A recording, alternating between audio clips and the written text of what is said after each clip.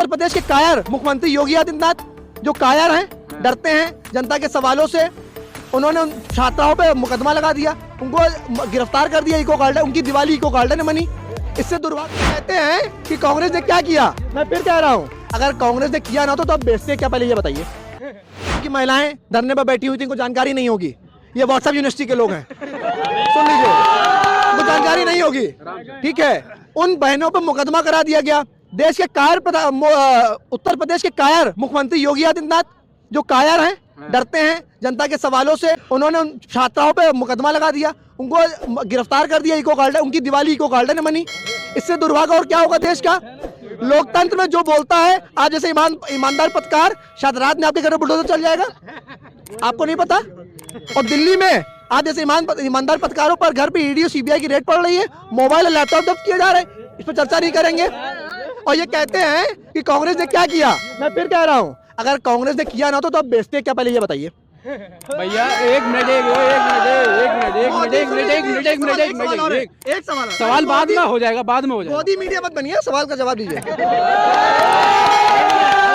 इन्होंने बोला अभी एक मिनट, अभी ने इन्होंने बोला एक मिनट मोदी जी भी नहीं, मोदी जी भी जिस यूनिवर्सिटी और स्कूल में पढ़े हैं, तो पढ़े नहीं है, अगर पढ़े हैं तो वो यूनिवर्सिटी और स्कूल भी कांग्रेस ने बनाया था, जिसमें मोदी ने पढ़ा है। अगर पढ़े नहीं है, वो पढ़े नहीं है, फेल है यार। अरे शिक्षा का स्तर नहीं पता, बनाया नहीं तो पढ़े भी नहीं। किसने नहीं बनाया, कांग्रेस ने। गिना दे, हम 10 गिना।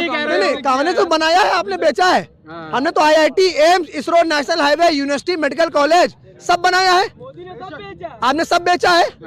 लखनऊ एयरपोर्ट किसके नाम था, किस पे नाम था, चौधरी तो नाम बदल गया। अब देखिए नाम नहीं बदला, नाम, अरे इसीलिए कहते हैं चश्मा आप भी उतारिए, उस पर देखिए जाके, अडानी एयरपोर्ट लिख गया है पूरा, बड़ा बड़ा देखिए, बड़ा जो बर्गर 300 रुपए का मिलता था 850 का मिल रहा है। ये कहते थे कि हवाई चप्पल वाला हवाई जहाज में बैठेगा, ट्रेन में नहीं बैठ पा रहा है। अब बिल्कुल सही है भाई। भैया एक मुद्दा ये भी है, डायल 100 वो 112 की जो महिलाएं बैठी थी, उनको 12,000 सैलरी मिलती है। अगर सरकार, उन्होंने मांग ये थी हमारी सैलरी बढ़ाकर 18,000 कर दी जाए, महंगाई का जमाना है। सरकार के लिए 6,000 रुपये बढ़ाना कोई मुश्किल काम नहीं था, ये तो योगी जी कर ही सकते थे। देखिए, उस पे जो मैं आपको बता देना चाहता हूँ कि वो जितनी भी भर्तियां हुई थी, उस पे जो है कार्रवाई करके जो है उनमें जो भी चीजें निकली हैं वो गलत तरीके से भर्तियां हुई हैं, सब गलतियां वो भर्तियां जी पूरी गलत, उसमें भर्तियां ही गलत तरीके से की गई हैं, इसलिए उनको वहां से निकाला गया था। ठीक है, पहला भाई साहब को मैं बता देना चाहता हूँ। दूसरी चीज, इन्होंने फिर ये मुद्दा उठाया सबसे पहले कि जो है क्या नाम है आपका, कि उन्होंने क्या नाम है, कि उन्होंने बोला कि यहाँ पे हमारे नरेंद्र मोदी जी ने सब कुछ बेच दिया है।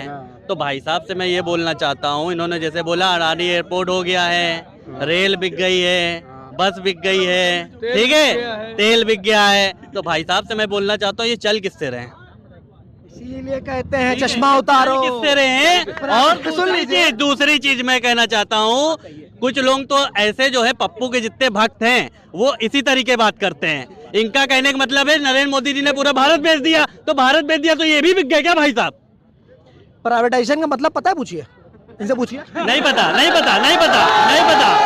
इसमें क्या होता है बता दे रहा हूँ, इस पहले भी नहीं पता होगी शायद। उसमें होता है कि सरकार अपने हिस्से को छोड़ के वो प्राइवेट लोगों को दे देती है। उससे ये नहीं हुआ कि हम लोग देश छोड़ के चले जाएंगे। थोड़ा पढ़िए, संबित पात्रा मत बनिए, कुछ हासिल नहीं होगा। संबित पात्रा तो खुद पढ़े लिखे हैं, IAS हैं वो। मालूम है कितने पढ़े लिखे हैं, जीरो नहीं बता पाए थे। गौरव वल्लभ जी की डिबेट में सुना होगा शायद, तो जीरो नहीं बता पाए थे, शर्मसार होकर वही भाग गए थे।